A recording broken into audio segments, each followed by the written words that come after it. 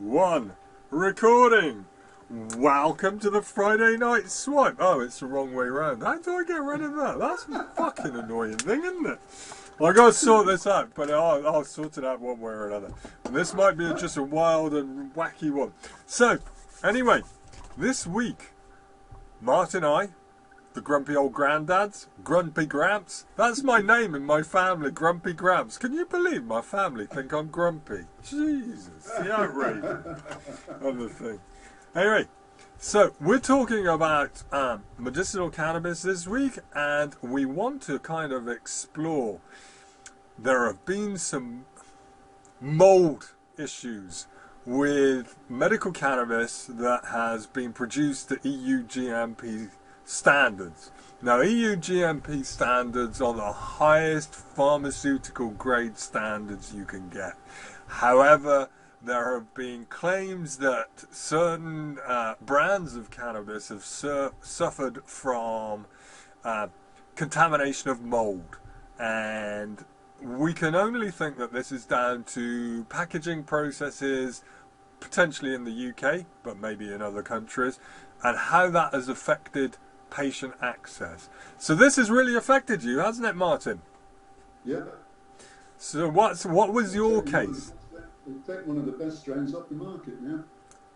So what was that strain? That was the T20, the Kush. Breath of Life. Yeah. And I think quite a few of us were really enjoying it. We sort of had a lot of benefit from it.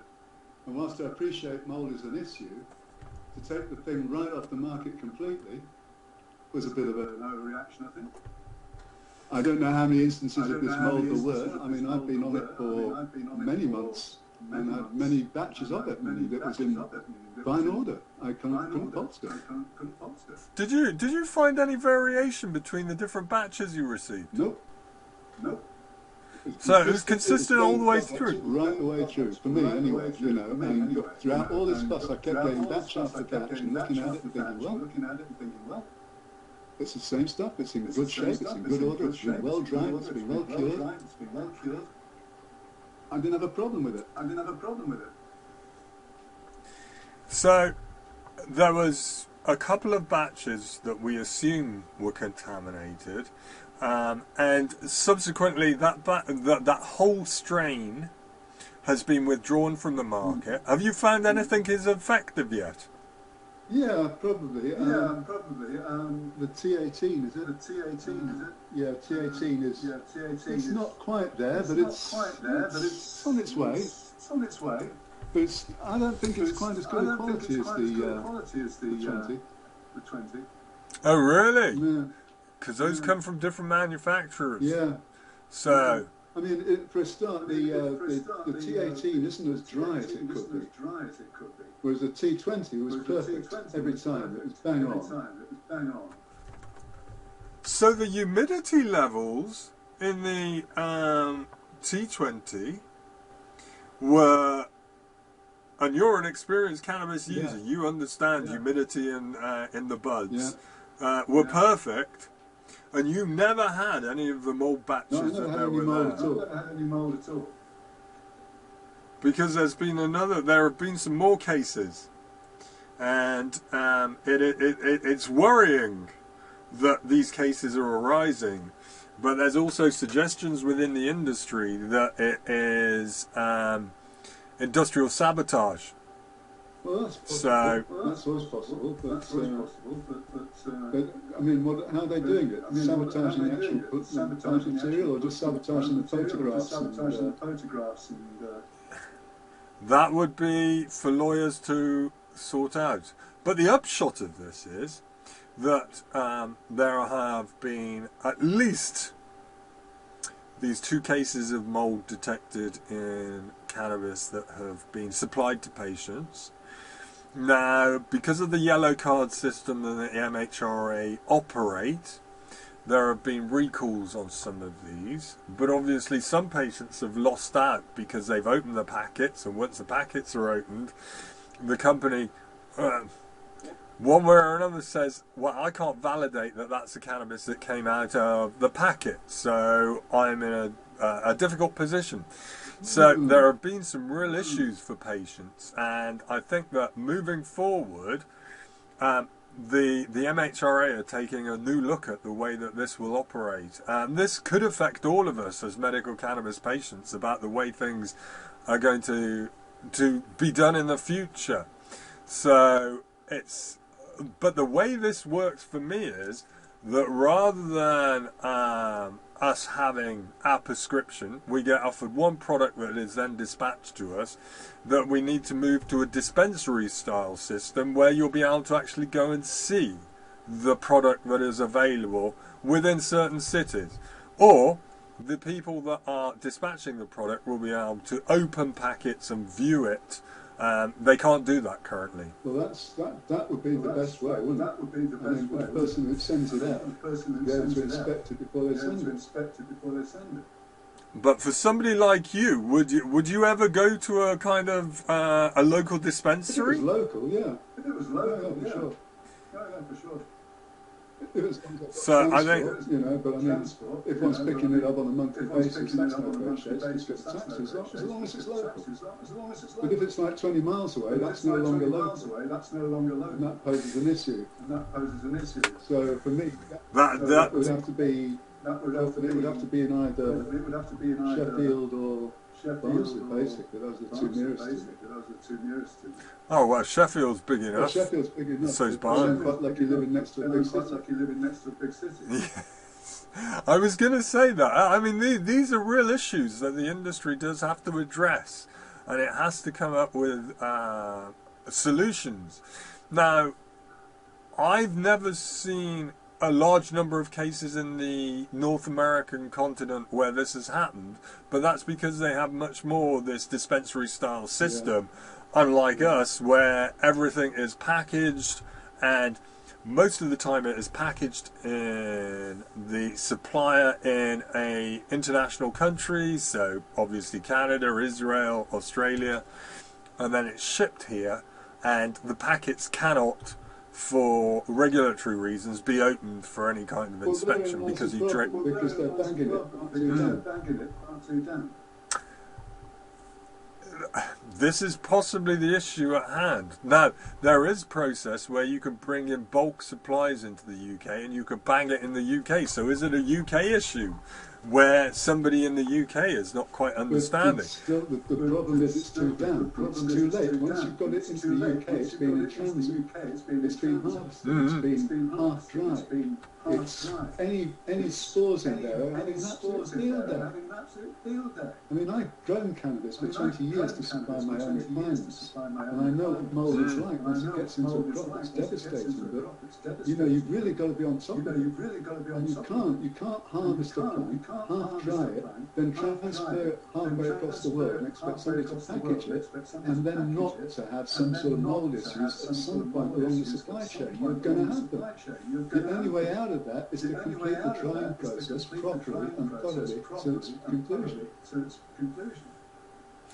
That's a really interesting point, because basically the cannabis industry has been set up to transport cannabis halfway across the globe, because there are only certain places that issue licenses. The UK, apart from GW Pharma, which does all of its cannabis for export, or the majority anyway, has no current commercially available growing facilities. They're in process, they're being developed, but there aren't any that are actually producing cannabis now. So these are some of the issues. But this also looks to a different model, and I'm really interested in the way that Luxembourg have gone. And you said you've been growing your cannabis. That's the way to do it, is to give patients the option to grow their own. So you get a license to be able to grow your own, and I see that as a real kind of way forward. The UK is not going to go the way that Luxembourg has done in the first case, but effectively the reasoning for that Luxembourg have done this is that they said, look, we've already got people using cannabis on a large scale, we don't want to criminalise them anymore. And that seems eminently sensible. You see, the thing is, if you let people go their own, most of them won't. No. But you see, what you will do is you'll get the people that moan and groan about any slightly problems that they've got, and create issues about whatever it is, you know. They'll start growing their own, and they'll be left with the patients that really do need some help through a dispensary or whatever system it is. But at the moment, I think you've got a bunch of stoners just looking for something to point balls at and pick apart. And you know, the first hint of any mould or spores. I mean, I've seen people put photographs up on Facebook saying, "Look, this is mouldy blood." And I've looked at it. I've blown it up and looked at it. I think, well, I can't see anything there. And I know what mould looks like. I've lost several crops to mould. It's blooming horrible. But just a slightly discoloured leaf does not make a mouldy plant. Sorry, it doesn't. And it just, you know, they end up saying panic into the patient base. Yeah, absolutely. Annoys me. And this is, we're effectively maybe a few thousand patients at the moment, and it also means that people who come to look at medical cannabis will do searches on the internet, and one of the things that will turn up is mould, and that makes you think, this isn't a real medicine. Yeah, it's not me, they think, and off they go. And that's a pity. It is. It is a real problem. But I think that if you could get a license to grow your own, or, and this is one of the things that is advocated, community growing, well, I was going to say, where you have, because all of the testing equipment currently, for EU GMP, it has to go through a HPL machine, which is extremely expensive, but there are now desktop near-infrared spectrometers that will be able to detect the level of cannabis, the moisture content, which is an indication of whether it has mold, and as these devices advance, now these are maybe £1,000 a piece. So every community grow could be empowered to have one of these, and it could be cooperative, which then changes the dynamic from industrial stock market fueled giant grows, which have failed in Canada, and a lot of the companies, Aurora, Spectrum, they've all closed greenhouses because the demand has not been there. And you can actually bring it back to the community and create opportunity and jobs at the local level. We're talking about COP26, and Boris happily flies back on his jet to see Charles Moore and have a very nice dinner. But when we're talking about medical cannabis, the way it's grown to EU GMP standards means that it's in concrete bungers that you grow it rather than outside. Yeah. And so you're going to start with this, is the problem. And it takes time to be all dry cure, unless you are teakage. It takes to grow the crop afterwards. You pull that time. 2 months to grow it, 3 or 4 months to grow. Serious drying. 4 weeks carefully in the dark and cure for another month, just hanging around it, avoid blood rot. About the dry cure thing, but I'm sorry, you can't always do medicine and boutiqueish. And that's just part of the bargain. You know, you calculate how long it takes to grow the crop, and you assume you can sell it thereon afterwards. You cannot. You've got to double that time. Every time, for every crop. If you take doing pretty much rather think in terms of the crop trade, serious drying times are saying 4 weeks just to dry. So that's after the right temp. And then you want to be put for 2. It's terpenes, and then around in sheds. Well, the industry needs there are companies out there, and I think that's on board. Developing industry, we'll see where it goes forward. And I think the UK's in a position to Canada work properly there. What hasn't? The dispensary systems, I think, have been excellent. Some of the way that product is grown. I happen to like Oklahoma, where the licenses are affordable for most things, and it is a community-based system with dispensaries associated with it. So you can become a grower, you can become a transporter. It is a secure system that has a manager. So the government have set up an office of cannabis, and they issue the licenses. The UK has nothing like that yet. The Dutch do, the Office of Medicinal Cannabis. So hopefully Boris will listen to us, the grumpy old grandpas, and say, look, they're talking sense. Let's see what happens. One that works for you. It might not work for other people, but it works for you. Now, an industrial grow can't do that. It cannot enter into that intense patient-plant contract. Only the small grow does that.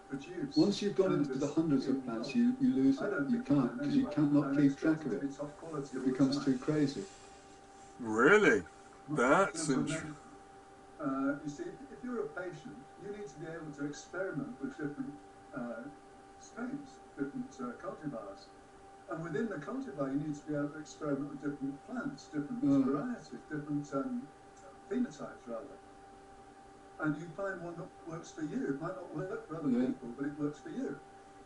Now, an industrial grow can't do that. It cannot enter into that intense patient-plant contract. Only the small I don't understand why it is, because they've actually passed the necessary legislation, really, haven't they, when they opened it up in 2018 or whenever it was. It's interesting that going back to the recent budget that Richie Sunak suspended increases in alcohol duty. Alcohol is proven to be detrimental. Medical cannabis is now recognised by doctors around the world as to have real medical benefit, but we're still having to fight for access to get hold of it. And this does strike me as a real issue that the UK has to face sooner rather than later. Do crash courses for doctors on the cannabinoid system so they can begin to prescribe it. Necessary legislation, really. Certainly. That was opened up in 2018 or whenever it was. It just needs that to be applied, that they need to lean all over the regulatory bodies and say, look, you cannot hold this back from the patients.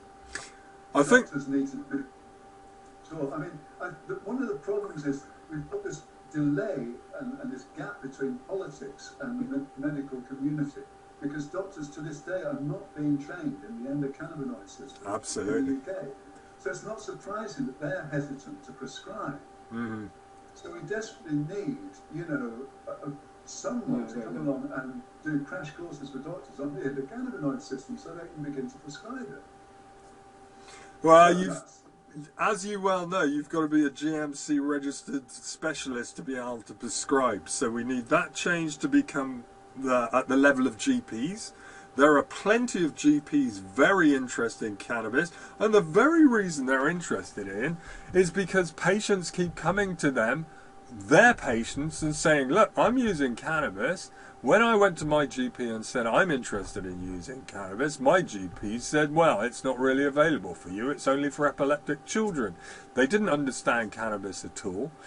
And one of the things that I've heard, and remembering I'm a patient advocate, is that effectively, if I get a medical prescription, then potentially my cannabis illiterate GP will have no understanding of what cannabis does, and it will affect their prescribing decisions for me in the future. So there is this real fear from patients that if their GP is anti-cannabis, doesn't bother to find out about the endocannabinoid system, and then says, well, you can't have this because you're on cannabis. And we've seen this where treatments have been withdrawn. And specifically epileptic children, the very people that cannabis was made legal for, have faced this in a number of situations. So I think that training for GPs is essential, whether they can prescribe or not. Just identify there may be a time when they want to prescribe something that may conflict with it. Say, sorry, we're not going to get anything else. It does. More recently, telling people about CBD and heart medications. That's the nature of medical cannabis in the UK at the moment. But you see, the pro-CBD lobby are stoners to the core, really, and they don't want to hear that. And it's probably because they don't know. I think it was one of the Parkinson's sites and said, CBD. Do you tell them? For a lot of people, but if you're heart oh right, well, in your case, you're very vocal And it you're does, making it plain that adjust the you're way that using your heart cannabis. rate's A lot of working. people. Much Just bruising identify the and main a lot of time heart when they want problems. to prescribe something. No, that's rubbish. Absolutely. It's, you know, I mean, I've told. I said, look, Please. just don't look at the research papers. Recently for telling people about Oh CBD. dear, you know, no, I was. You need to be a bit careful. Yeah. But you see, the pro CBD lot are stoners to the core, really, and they don't want to hear that. And you know, somebody came along to what I think it was one of the Parkinson's sites and said, "Yeah, CBD, CBD, CBD." I said, "Yeah, great stuff. It works for a lot of people, but if you're on heart meds, beware. It does have an impact on the liver, and it does adjust the way that your heart meds work, and you could end up with much bruising and a lot of heart problems." Oh, no, that's rubbish. It's, Hello, you know, give me proof of that. Well, wait, I said, look, I've just lost you for about 30 seconds there, so you'll have to say that all again. That is interesting Yeah. because the very process of applying for medical cannabis, which is one of the things that we have to look for, is heart conditions, liver conditions, kidney conditions, and also whether there's any family history for schizophrenia or psychosis. These are all potential red flags. You have to recognise that there are issues. You cannot. It's a drug. We fully understand that. So have you. Ah, you're back. I just lost you for about 30 seconds there, so you'll have to say that all again. I was just saying that when you apply for medical cannabis, like we did the other day, we go through all these red flag issues. Where you pick up CBD from the shop, you don't get any of that input, and that's why we've set up our initial consultation, which is free, so that you can go through this process and you get a recommendation based upon your condition of what your cannabinoid ratio should be. THC to CBD. So it gives you authoritative knowledge. The algorithm that generates that is based upon data from all around the globe. So the more you can feed into the algorithm, the better it is and the better the outcomes will be. You know, if they're going to say to people, you can't have cannabis because you have a heart attack or something like that, then I think they're going to cut a lot of people out of it that will benefit. Is that I'm not convinced that when I had my heart attack, when I had my heart attack, the cardio was a South African trainer. He was in his last year, he was about to retire. But when we interviewed him and I told him I used cannabis, he said, for goodness sake, don't stop. Where the problem comes is and I looked at him and said, I was quite surprised, and he said, you didn't expect that, did you? I said, no. He said, well, look, he said, I've spent most of my life working with bush people in South Africa, and they smoke this all the time. He said, the problem is, you take that from them, you're suddenly putting a strain on their heart. You're changing their whole outlook on life. He said, and if I say to you, you've got to stop doing that, when there's no particular medical reason why I should say that, then I'm asking you to change something that's central to your life. He said, if I only stop tobacco, he said, I don't want you smoking tobacco. He said, when it comes to cannabis, that's a different ballgame. As far as he could say, it had no impact on the heart. It was anything other than that. Did you really? It mildly stimulates it, mildly raises your heart rate. What's the best advice for people after a heart attack? Gentle exercise, raise your heart rate. I said, the problem is, you take that from them, you're suddenly putting a strain on their heart. You know, you're changing their whole outlook on life. He said, and if I say to you, you've got to stop doing that, when there's no particular medical reason why I should say that, then I'm asking you to change something that's central to your life. He said, if I only stop tobacco, he said, I don't want you smoking tobacco. He said, well, when it comes to cannabis, that's a different ballgame. As far as he could say, it had no impact on the heart that was anything other than good. It mildly stimulates it, mildly raises your heart rate. What's the best advice for people after a heart attack? Gentle exercise, raise your heart rate. I think that message you've just delivered there is very valid, but the human body is a complex interaction, and that's why I would suggest that speaking to an experienced cannabinoid doctor who's prescribed cannabis before and understands all of these interactions and the complexity of all the different conditions. As you've said, You've had a heart attack. You were still prescribed cannabis. They are possible red flags, these issues, but it is down to a clinician. Now, if everybody's healthy and doesn't have any issues with the kidney, heart, liver, then the use of cannabis is going to be something that is beneficial if it's done to optimize your health. And that's where I would suggest using medical cannabis, the stuff that is EU GMP grown and perfectly and imported and fully legal, is the same as using cannabis for medical conditions, which is where you grow it yourself, you have control over it, and you're using it for your benefit. They're the same thing. It's just a law that surrounds them is slightly different. Hopefully it will change eventually. Who knows? What the fuck, dudes? Anyway, that's nearly as good as the Tory party. You know, corruption. What corruption? Which has changed the laws. You know, you can't have double standards like that. And, but as an old I don't think there's been nice fatalities, but there have been indications. If you can have alcohol and I can have alcohol, why can't people have weed? If we can have prescription pharmaceuticals, why can we not have prescription weed? Every single medication that's on, I'll get off my drum there. Yeah. Has got a list of people that have died from them. Yes, absolutely. Now, hang on a minute. Universe. You're doling these out, and suddenly you say, "Oh, cannabis, no, no. Have you seen my T-shirt? What the fuck, dudes? That's nearly as good as the Tory party. Yeah, that's you got it. Yeah. Seek evidence and demand evidence and think critically. But as an old stoner, this annoys me. It's the same argument with, the alcohol people. If you can have alcohol and I can have alcohol, why can't people have Well, all right, then I'll take it Indeed, so. simple in one point. He says that we are the only place where life is divided. Well, that's enough cannabis How chat. can he say that? We're now on to Since when did he leave the Milky Way? Universe. Traverse the entire universe. I saw that you didn't like Mr. Cox's program. This futile point that we are the centre of the universe.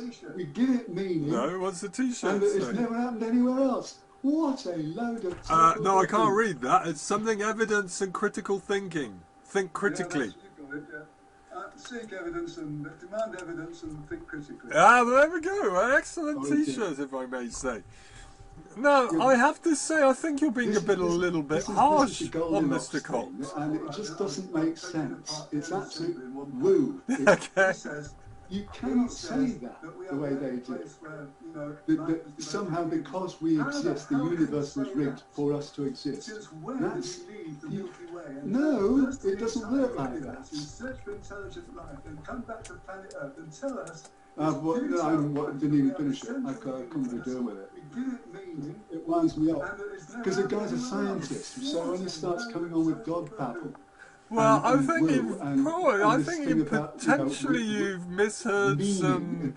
I don't think he said we were the only place, but what he did say was stars were gods at the beginning. And I thought, I'm not sure I can't. This is the Goldilocks. This coffee mug doesn't have meaning. You don't have meaning. I don't have meaning until somebody comes along and says, you mean this to me. Meaning is to the observer. It is never. Sorry? No, it doesn't work like that. Have you only watched the first one? That's what I'm meaning.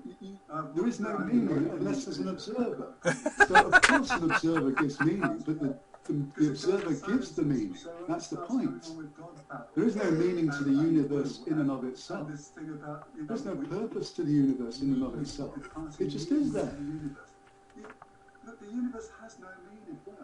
Nothing has any meaning in itself. That's a stupid thing to say. This coffee mug doesn't have meaning. You don't have meaning. I don't have meaning until somebody comes along and says, you mean this to me. Meaning is to the observer. It's all about perspective. Sorry? It's all about perspective. Well, I'll give it a look then. Well, yes, it better be woo-free, because I don't do woo. Absolutely. No, I got you. Look, I spent a lifetime promoting woo. I don't need it back again. Now that I've come into this whole thing about harsh critical thinking. I am not prepared to expect somebody to go, oh, you. It just is that. Well, on the basis that episode 2 is actually better than episode 1, I do like the graphics, I have to say. The surround sound of all of the bits is a little overpowering, but episode 2 I did enjoy, and I've got to learn some really interesting things. It's fascinating. I was watching a little talk on it. It's quite an amazing feat. What about James Webb? You reckon I'll get that up into some... promoting woo. I don't need it back again. Now that I've gone into this whole thing about harsh critical thinking, I'm not prepared to expect something to go, they get it up there, then we've got a long wait to see. Well, it was all about the Kepler telescope and the 2,200 planets that it managed to discover while it was active, before it's gone off on a voyage around the sun and will come back to us at some point in the distant future. In 40 years, I believe, it comes back around, and hopefully by then we'll go back and pick it up and we'll put it in a museum. It's fascinating. I was watching a little talk on it the other day. Absolutely not. What intrigues me about all this, and coming back to Foxy... It's December, isn't it? I do hope so. It's had a long time coming. Sorry? Yeah. If they get it up there, then we've got a long wait to see whether it'll open up properly. I have no idea. How long is it? Jams or something. Oh, come on. Quite a few of them seem to. I don't know. I don't want to jinx anything. But the way they've been able, on the last 3 missions to Mars, to do those transitions that appear to be seamless. So do I. I think they've got these things sorted out. But you can never predict the unpredictable. And if you look at theoretical physics, I don't think really there's much way access into that unless A, you're a bit weird anyway, or B, now, let me just ask you, do you believe... Or smoke weed, no, or both. My question, do you believe Brian Cox uses cannabis? You've got to forget the logic circuits. And forget He's a physicist. I think physicists use cannabis. And just work things out from there, Grab the Tyson first. Yeah, I think so. I think he probably does. Well, you never know, because he's a bit of a Puritan, isn't he? He's a bit... you mean my greatest inspiration, Carl Sagan? Yeah, he was open about it. Oh, yeah, I don't know. he was advocating it. If you look at theoretical physics, I don't think really there's much way access into that unless A, you're a bit weird anyway, or B, you take copious amounts of isonic acid or smoke weed. Because you've got to think so counterintuitively. It'd be an interesting fellow to have a split with, I'll give you that. Learn to visualise and just work things out from any Indeed. Physicists have got a little private enterprise there. They should sell their services. We will come out and have a split. He was a pop star. Talking physics. Because I could bet brains for hours. I don't know. Do you ever listen to the Infinite Monkey Cage? No. On the Infinite Monkey Cage, the Radio 4 program, I can't get used to where he's with Robin Ince, and they do take the piss out of him, and he doesn't take offence at it. I think he... It'd be an interesting fellow to have a split with, I'll give you that. Well, there we go. As any physicists out there, come and have a joint with it. Come and have a vape with us. Yeah, this one, real private enterprise now. They should sell their services. We will come around and have a split with you. Spend an hour talking physics. It's not. It's. Bet brains for hours. There are questions. I've got so many bloody questions. It's not true. We're not having spliffs, so by the way, audience, we're only vaporizing because we're medical cannabis patients, and to be medical, you can only vaporize. So. Yeah, I've got four of them on my desk, just in case one breaks. Oh, you. You've no idea who I spoke to the other day. I spoke to Arno Haskamp, who used to be the technical director of Bedrocan. But that very machine right next door to you, the Volcano, he was on the design team for that when Stores and Bickle were designing that. The man knows his cannabis, man. He's a cool dude. Now I'd love to have a social vape. And of course, in the Netherlands, that's perfectly legal to do.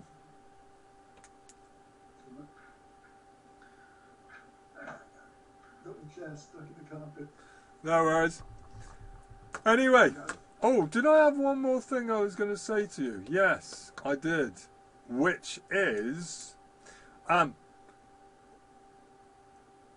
it's not. It's gone. Can't remember.